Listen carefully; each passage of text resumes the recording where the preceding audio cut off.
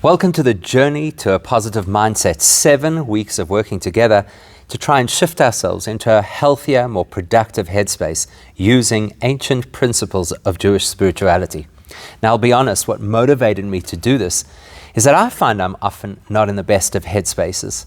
I look around at the discord and the disunity in Israel, and I find it so disheartening. And I'm really frustrated with what's going on in my own country here in South Africa.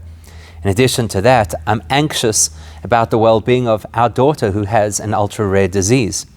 But ultimately, I've come to realize that most of what drains us and gets us into really dark spaces is not because of what's going on out there, but because of what's going on inside our own heads. And so if we could shift that and we can get ourselves into a more positive mindset, then it doesn't really matter what's going on around us. We'd be resilient, would be optimistic, would be empowered, and would be able to find meaning even in the most difficult of circumstances. Now, it's the time of the year where we're going to celebrate Pesach, which is such a beautiful and powerful time, and it commemorates this magnificent moment in our history, the moment where we as a nation were born, and also the moment where our whole spiritual journey as individuals is shared with us, is given to us. And so Pesach is exciting, and we get together and we have the family and we sing songs and we eat good food and we recall the story of the Exodus.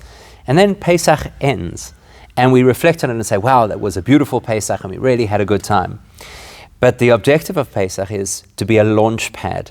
And that's why immediately from the second night of Pesach, we embark on this journey that is called the journey of counting the Omer.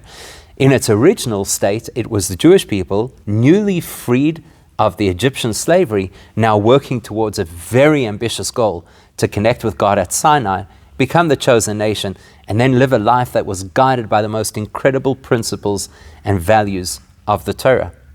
Every year subsequently, it's a challenge to us to say, we also live in an Egypt headspace, whether we recognize it or not.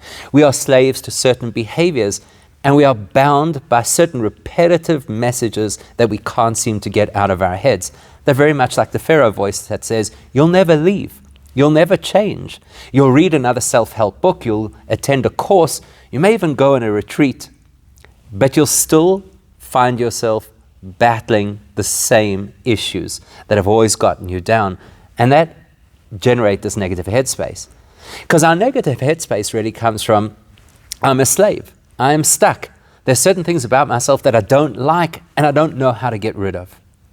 So when the Jews eventually broke out of Egypt, and the way they did so is because there was a Moses voice, as well as we have a Moses voice in our minds, that says, actually you're more empowered than you believe, and you have God investing in you so you can do incredible things if you just have a focused program to do so.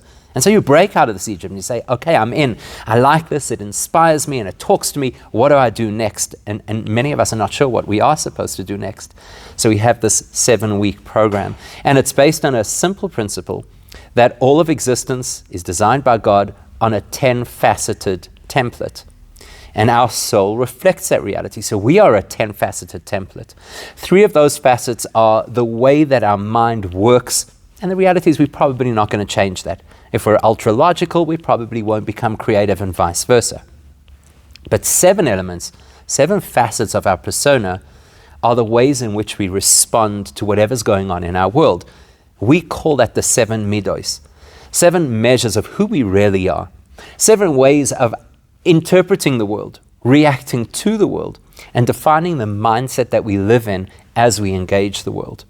Each week of the 7 weeks of the Omer offers us the challenge of modifying, calibrating, and learning more about one of these 7 traits.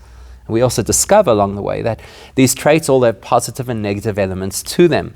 Neither or none of these traits is absolutely good or absolutely bad. We also learn that we're probably dominant in certain traits more than in others. And so we need to use our strengths and build skills that we're not used to using. And we also learn that all of these traits engage with each other, and they all enhance each other. So we break apart each one of the 7 from the perspective of all the other 6, and of course, from its most pristine perspective. And with that, we get an amazing insight into ourselves. If you feel that a journey to a positive mindset is going to be a straight line and just tell me the steps to follow, it's more profound than that. It's when we get to understand who we are, how we operate, and how to use our assets well, and to recognize our pitfalls and mitigate them, that's when we move to a positive mindset. This is not a 7 steps and you'll be fine. This is an exploration of self that is so deep and so meaningful that at the end of it we say, wow, I didn't know that I had that much resource inside of myself. So I look forward to sharing this journey with you. Please feel free to invite your family and friends to come along with us for what will hopefully be a transformative experience.